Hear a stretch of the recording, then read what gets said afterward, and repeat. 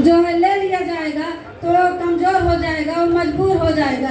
जब वो कमजोर मजबूर हो जाएगा, सत्ता जिसके पावर में होगी तो सामने वाला उसके पीछे झुक जाएगा। तो हमारे राजाओं से हमें सीखने को मिलता है कि कभी हम राजा के वंशज हुआ करते थे और हमारे राजा कहाँ हैं। आज उसी राजा के दायित्व को हमारे देश में फिर से वापस लाने की जरूरत है। तो साथियों, इस देश में सावित्रीबाई फुले, मैं ज्यादा ना कह करके मैं अपने महिलाओं पे बोलना चाहती हूँ कि अगर यह देश बर्बाद हो रहा है तो इसके दो कारण हैं। मर्दों को, औरतों को मीटिंग में न ले जाना पहला कारण, और दूसरा महिलाओं को आगे न आना और उनका पाखंड के ऊपर उनके पैसे खर्च करना। पति के कमाए हुए मेहनत के पैसे को अपने देवी देवता, व्रत, उपवास, पूजा पाठ में खर्च कर देती है। उनको ये नहीं पता चलता कि इतने मेहनत से एक महीने में 10-12 हजार लेके आता है तो 5,000 रुपया जो है वो एक त्योहार में खर्च कर देती है, चाहे छठ पूजा हो, चाहे गणपति हो, चाहे नवरात्रि हो। वही पैसा अपने बच्चों को हम ट्यूशन में पढ़ाएं, वही पर तो हमारा बच्चा कहाँ से कहाँ जाता है। हम अपना कमाया हुआ धन हम मंदिर में दे देते हैं। मंदिर का पंडित पुजारी अपने बच्चों को देश से विदेश पढ़ाता है और आगे तरह हमारे यहाँ पर राज करता है। तो हम लोग क्या करते हैं, हम लोग उनके पूजा व्रत को लेकर ढो रहे हैं।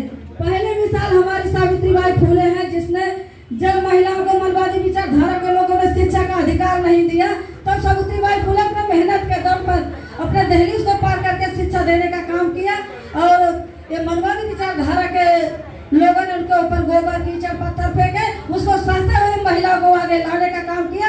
आज हमारे महिलाएं उनको जानती ही नहीं, मानती ही नहीं। उनकी देवी माए, जितिया माए, दुनिया भर के देवी उनकी पैदा हो गई। और अपनी देवी सावित्रीबाई फुले जिसने सम्मान का रास्ता मुझे दिया, उनका फोटो किसी के घर में नहीं है।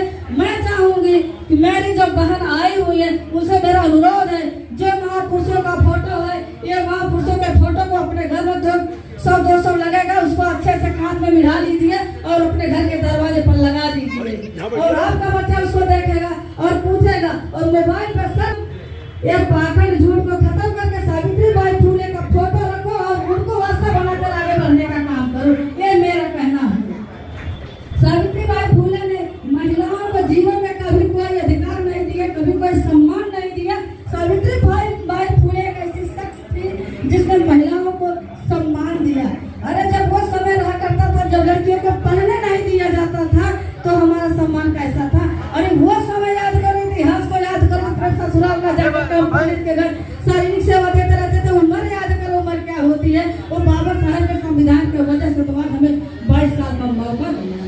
वो सावित्रीबाई फुले थी, वो सावित्रीबाई फुले थी जिसने कहा कि अगर किसी कारण अगर किसी के पति की मृत्यु हो जाए तो उस औरत का क्या गुनाह होता है जिसको सती प्रथा दिया जाए, जिसको जला दिया जाए। वो अंग्रेज थे ऐसे भाग विधाता जिसने इसकी व्यवस्था को खत्म किया। आज कोई औरत अगर मरने के लिए तैयार है तो मुझे बताओ, ये हमारे महिलाओं के ऊपर कभी लोगों ने सम्मान नहीं दिया। हमको सब दिन जिंदा जलाने के काम किया, पढ़ने से रोकने का काम किया। महिलाओं का कहा तुम तो बच्चा पैदा करने वाली हो, तुम तो एक जो है परिवार बढ़ाने वाली हो, सबका जो है सम्मान से घर परिवार चलाने वाली हो। ऐसे थे बाबा साहेब अम्बेडकर जो संविधान लेकर महिलाओं को आगे लाने का काम किए। हम अपने महापुरुषों के रास्ते पे चले तो हमारी जो विरासत है, साहब ने बताया कि विरासत हमारे दो जो महापुरुष हैं, एक देवी देवता के महापुरुष है, एक हमारे बहुजन समाज के महापुरुष है। हमने अपने बहुजन महापुरुषों को भूल करके मनवादियों के बताए हुए ढोंग पाखंडी बाबाओं और देवी और देवताओं के बारे में हम पढ़े हुए हैं। और देवी देवताओं को छोड़ दो बहनों, वो कभी आपका हित नहीं कर सकते। मैंने देख लिया हमको क्या करते हैं, हमको अपने पति का ही गुलाम बनाते हैं। जैसे सिंदूर पहना करके गुलाम बना देते हैं। जयमाल से शादी करो, हर जाति के लोग, धर्म के लोग जयमाल से शादी कर रहे हैं। हम क्यों किसी का गुलाम बने? हमें गुलाम बनाने के लिए बाबा साहब ने हमें संविधान नहीं दिया है।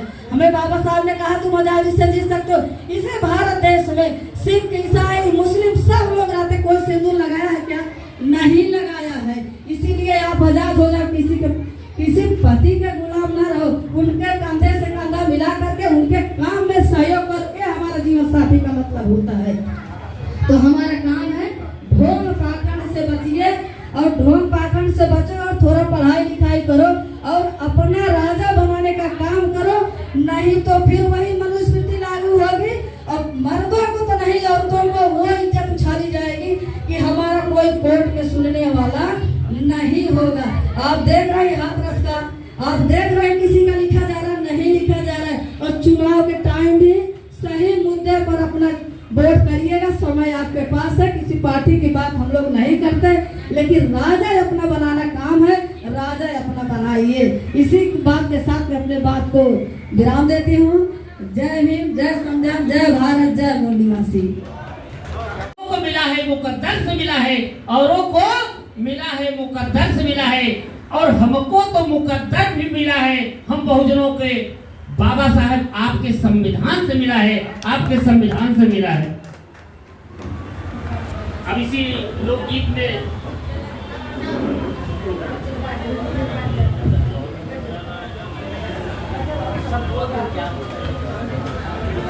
ये विषमता में बदली दो, देश है विषमतावादी, समता में बदले दो। आए मेरे बहुजन व्यवस्था बदल दो, आए मेरे बहुजन व्यवस्था बदल दो। 5000 सालों से झेलते गुलामी, ये बेड़िया गुलामी की आओ अब तोड़ दे। 5000 सालों से झेलते गुलामी, बेड़िया गुलामी की आओ अब तोड़ दे। इतिहास पढ़ लो। अभी जो राकेश भैया बोला, जो अपना इतिहास नहीं समझेगा वो कुछ नहीं बदल सकता है। इतिहास पढ़ लो और खुद को बदल दो। इतिहास पढ़ लो और खुद को बदल दो। आए मेरे बहुजन व्यवस्था बदली दो, आए मेरे बहुजन व्यवस्था बदली दो।